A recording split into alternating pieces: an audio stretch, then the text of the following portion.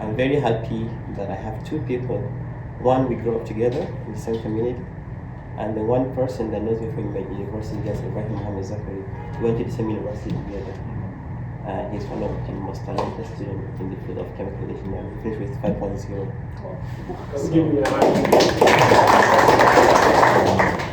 So he's actually one of my source of inspiration. I could remember I wrote an exam and I failed. You know, people when they see you at the top, they only see the success, but they know the pathway you followed to be there. So I graduated with a very good result, I would say, but along the way there are so many challenges. And he is like one of the inspirations. I can remember I failed a data structure and I got it in my second semester. And I went straight to his house and I told him, so this is the first chance and I failed. Then he was like, come on, don't worry about that. You can apply for the next chance, and I'm very sure if you put more effort, you can actually have more than you deserve. It seems impossible because the exam is in the next 2 days, but his words actually put me up. He was like, come to my house, let's study together. You're going to study for something different, but you're going to be there for me. And I did that, and I went to the exam, and I got an excellent result. So when you surround yourself by people that have like the same mindset like yours, you're going to be successful. So to begin with, Ismaíl is my friend. So we grew up together in the same community, very humble background. And I could relate to your own story. My parents doesn't have a formal education, but that didn't stop me from going to school or creating a way for myself. And we finished primary school, secondary school, and then we started looking for opportunity because we think we can do it. My own study from watching movies, and I see people pressing computer, you see black screen, what is changing, website development, application. I always imagine, and I always see myself as one of the beneficiaries. And I said, if people can make this, probably I can do that too. But the problem, how do I do that? And I checked some brochures, some universities in Nigeria who offer computer science, and I asked some people that actually studying computer science, and mostly they focus on theoretical part.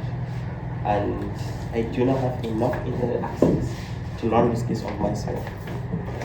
What I do, I said, okay, there must be an option. I have a very good result when I finish my high school. But how do I get a scholarship? I contacted one person I know in my area. He studied in Malaysia, but not a scholarship. And he said he knew someone who actually on scholarship, but different scholarship than the state government. He connected us together. He said, for him it's a different case. We are from contrary background. I'm from humble background. I have no one. My dad doesn't work for the government. And at some point, he said, unfortunately, I have to mention, you need to have someone to, recommend you in as much as you have the excellent result. 5 distinction in all these subjects you are eligible to apply for a scholarship. I have none. But that doesn't stop me from applying. I said, okay, all I want from you, give me the link. And I'll try my luck. I did my application, everything, got the document ready, and applied for my first BA scholarship. And the exam is in 6 geopolitical zones. I remember the first time it was in Kano, but northwest region, because I'm from Jalal State. I packaged my application, everything is good, with zero connection. When I say zero connection, I literally know no one at the scholarship board, no one at the Ministry of Education. I applied, the first interview, I didn't pass the second one. That doesn't stop me. I was like, okay, fine, this is the first time. I got my jump on the other hand, and the next day is coming. Next day came, I applied for the exam. It has to be one of they usually interchange from one state to another. Not in Kano, now is in Sokoto. So I have to pay for my transportation to Sokoto. I know no one in Sokoto. I have no connection in Sokoto because my family actually either in Kano or in Chicago. I asked my brother, he has a friend that studied in the same university, UK, but he's working in Sokoto. I went there, spent the night there, did the interview, and I came back, time over time, there's no call, no shortlisted, nothing. That was the second time. But that did not stop me from applying again. The last time is the last chance. Either I got accepted or my O-level is already expired, because you cannot apply with the result older than 3 years. I said, okay, God, this one I need you the most. So I prayed hard. I did my application. I followed all the protocols, everything that needed to be done. And then the exam is in Castina. I took a ride to Castina. I went to do the exam. I forgot to mention, the first time I wasn't nominated. I wasn't shortlisted, nothing. The second time I passed the first stage. I was nominated, but I wasn't selected. And then the third time I did the interview in Castina. I was nominated, I was selected, and I was shortlisted for the final exam, which was done by the Hungarian government. I went there. I trust myself. As long as it is exam written, and you have to mark that exam, and something based on what you taught me in class or in high school, I will pass it. That's what I told myself. I said, okay, I don't know who's gonna set the exam, but as long as it is according to what we learned in school, for me, I am very sure, even if I didn't answer it correctly, I will attempt. Maybe I might not get the final answer, but I have to do something. So okay, fine. Went to the interview with the Hungarian representative. Did the interview. I did well, of course. I was very proud of that. And 2 days later, the result is out, and I was selected it's 2 people from each state. I think they have like 76 slots, but they divided according to each and every state, 36 including FCT. And I was the only one chosen from my state, Jigawa State. And that's when I realized actually people didn't know about the scholarship. Then I started telling them, okay, listen. But first, after I left, because people didn't believe, they see me going to cafe, trying to do application. Oh, this guy's very stupid. He's applying for this thing. We've been trying. The people we applied together, there are 2 of my friends that I told them the first time I ignored about the scholarship. We did the first time, we didn't get accepted. The second time I said, okay guys, can we try that? They said, no man, listen, you have to get connection. I said, no. If there is only one person that has to be selected, that person has to be me. And I was like, okay, they say okay, but I don't see that in their face.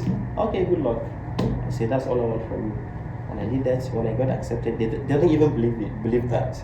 Until when I posted on my Instagram, I'm on flight to Hungary to study computer science, because I wanted to study since from when I was in JS2.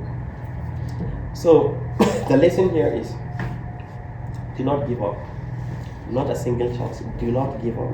As long as there's opportunity, as long as you know or you feel you can get that, not even like small portion, give it a try, and I'm pretty sure you'll be successful.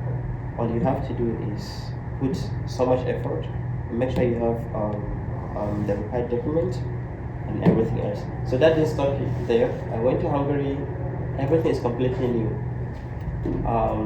I remember my first class is HTML, how to design a single SPA Spark, single page application. I have no idea. I only seen it in the movie. I tried to learn when I was in Nigeria through YouTube. There's no strong internet connection. I don't have a computer. I never own my computer. But I got one for when I got a scholarship. So we are in the class. He showed us how to do that for the first time. And at the very first attempt, I got it. All the class, we are almost all scholarship students. Nigeria, Iran, Pakistan, Bosnia, Azerbaijan, so many international students. I got it the first time, and then I got the opportunity to actually show them how to do it in that particular class. For me, that's a big step. But then at the same time, there are so many challenges. If it is mathematics, I don't have a problem. When it comes to the technical aspect, like a programming language, data structure, programming algorithm, that's when I have a problem. When I identify my problem, that okay, this is something I need more help with. This education system is not like ours, I would say. But the first time I entered class, the teacher wrote his 3 hours. After our classes, he said, okay, we have 2 hours classes every Tuesday, and then from 4 to 6 p.m. I do have an office hours. If there's anything you did not understand in this class, because There's a lot of people. You probably have some questions to ask, and the time is not enough. Come to my office, and I'll dedicate time for you to make sure you understand. But if you did not understand, because there are some people who go to the office as well, give me your own time. We can schedule to meet outside the classroom or in a restaurant, or you can even come to my house. For me, that's a big step, you know. When you see teacher trying to teach you, and he's really emphasizing, then I ask him, why would you do that? He said, the fact that you came here to study, I know you want to learn. For me, I'll be more than happy to give you my time. And I confirm to my teacher, okay, as long as you as a teacher, you would dedicate your time to teach me, and then me as a student, I'll put much more effort to learn. So that has happened, and then toward the second year, I was thinking, okay, so now I need to know, it's not only getting the scholarship, getting the education, but I really don't want to come back to Nigeria now. Yeah, that's the thing. My aim is to get a scholarship, go there, study, get all the technical experience, and come back and develop Nigeria. That's my own aim. But then I realized, okay, what if I got a university degree, and then without the proper experiences, would I just come back to Nigeria after graduation? Or I needed to have some working experience, be proficient in at least one of the, I see it's very versatile, either AI, robotics, front end, web development. I need to have at least a career. But for me to be very proficient, I need to work. If I work for some certain years, then come back to Nigeria, even back to the community. So that's when I started battling with myself. How do I do that? If I want to go for master's again, I need to have some certain grade, of course. And if I want to get a job,